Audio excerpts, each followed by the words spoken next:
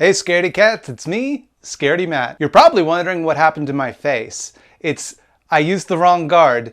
On my razor, it's every beard owner's dilemma. Don't worry, it will grow back. You're just gonna have to deal with a bit more of a double chin than usual in this particular video. You know, I'm no expert. I'm not somebody who's seen every single horror movie. I probably haven't even seen as much as the average horror fan.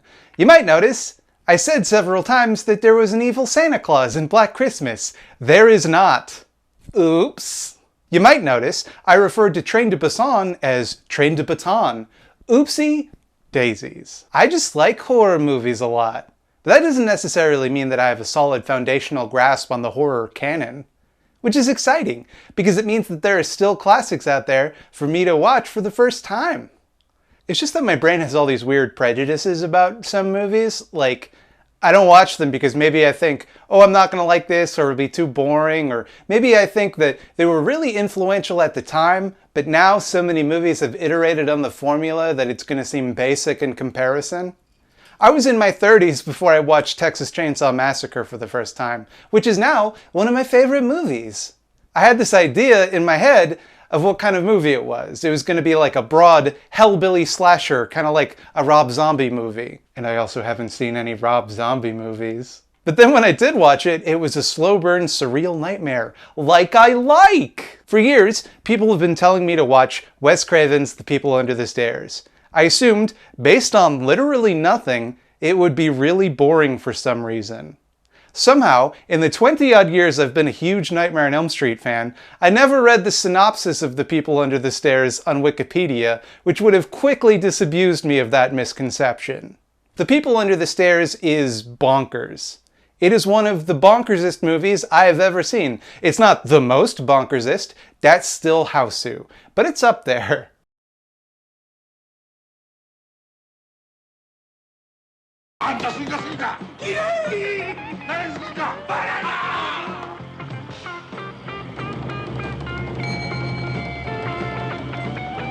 I'm going to show you a brief montage from this movie, and if you're not familiar with it, I want you to try and guess what the movie is trying to say. I done busted this house, Cherry. Little sleeps like cat! It has a lock on it. Why do you think they do that? Where's your fork? Fork? I gave you a fork with this. Where is your fork? I mean, I know I dropped it. You know the punishment for losing silverware. I'm sure it's right here.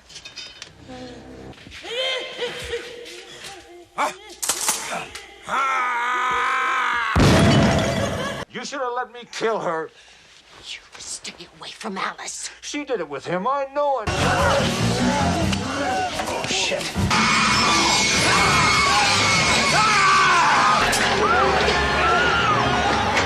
Are you ready to guess? Can you make your guess now? It's a movie about how class in America keeps some people in permanent poverty and servitude, and the perversity of neoconservative social values. Would you have guessed that from this part?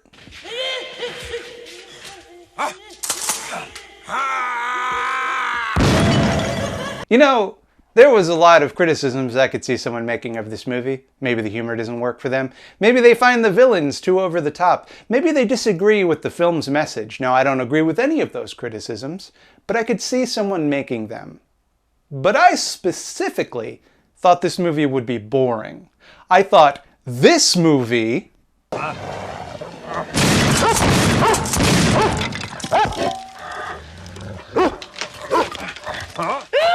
would be boring. The People Under the Stairs follows the adventures of a young man named Poindexter, who everybody calls Fool, because his sister is really into tarot cards and the Fool is his card, and it's a way for the movie to just kind of bluntly tell you this is a movie about a boy learning to overcome childish naivete and become a man. The first scene is all about this, how the name doesn't mean that he's a Dumbo, just that he's ignorant because of a lack of real-world experience and how the world is going to challenge him. Well, you the fool and you can't escape that. That ain't bad.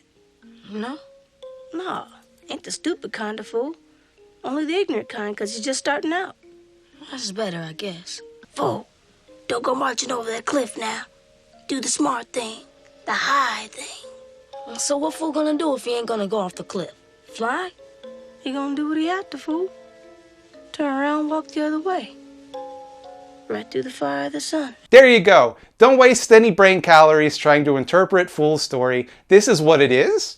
This is what they meant by it. Right off the top, very considerate. Thank you. People under the stairs. Fool's family is very poor, and they're going to be evicted by their heartless landlords who want to gentrify the shit out of their neighborhood by building a bunch of condos. Even though their mother is dying of cancer.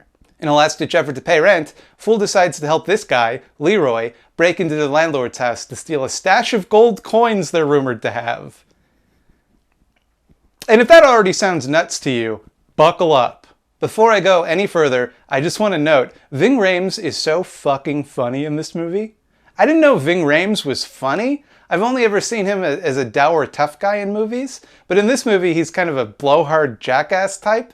And in every scene where Leroy was in danger, I was on the edge of my seat, just begging for Leroy to live just a bit longer because he's so much fun to watch in this movie. Now, I was a little chemically enhanced while watching it, but he was hilarious. So anyway, they break into the landlord's house with this other guy who sucks, and he immediately dies. And it turns out that the house is escape-proof, rigged with tons of booby traps, and oh yeah, full of what appears to be monsters.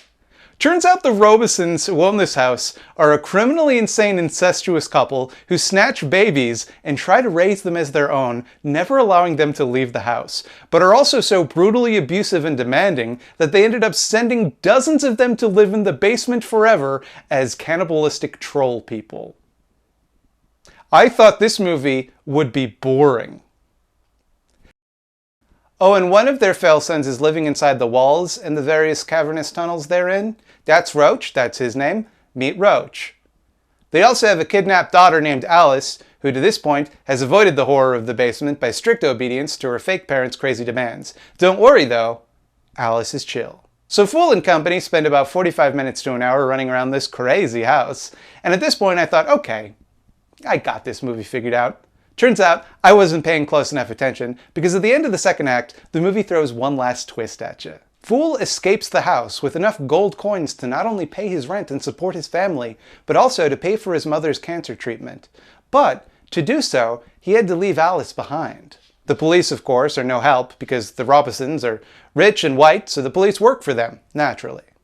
So Fool goes back into the crazy murder house of his own volition to save Alice and the cannibalistic troll children and his neighborhood.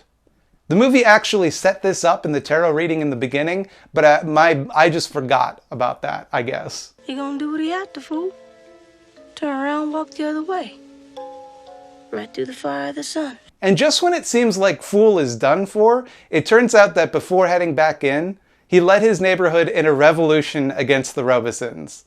They all show up at the end to back him up, and they blow up the house because, oh also, I forgot to mention this, probably should have mentioned this earlier, the whole house is rigged with dynamite for some reason, and most of the dynamite is in the money pile room. So when the house explodes, all of the stolen money rains down on the neighborhood for them to collect.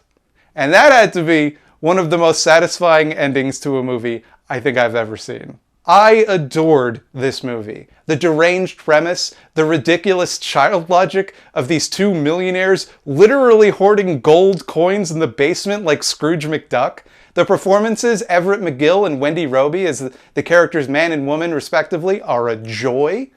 I should point out the conspicuous way that these two are based on Ronald and Nancy Reagan. Like, look at the man's haircut. Consider the way that he calls his sister wife mother. Like how Reagan called his wife mommy. Google it. I didn't make that up. Mike Pence does this too. It's fucking weird. Conservatives are fucked up sexual weirdos. Consider also the exacting standards they place on their children to live up to their weird demands. Look at the way they think about guns. Look at how racist they are and how they associated a white little girl even being near a black little boy to be inherently sexual in nature. They keep saying that Fool turned Alice into a whore when they're both prepubescent children. Like, there's nothing at all about their relationship that isn't perfectly innocent. Consider that this guy's name is The Man. You know, like the man you stick it to. This movie is of its time, but also really ahead of its time. The things it was satirizing are still big problems today, and it feels like you could just kind of take the script, put in a few cell phones, and it would feel like it was written last week. It's not a big surprise to me that Jordan Peele listed this movie as a major influence on his work. It really shows when you watch it. The way that the situation starts off with very relatable concerns and gradually spirals into madness, and the combination of humor and scares are very much like the way he structures his movies. Bottom line, nothing makes me happier than when a movie surprises me. If The People Under the Stairs has taught me anything, it's that I need to have a more open mind with movies I choose to watch.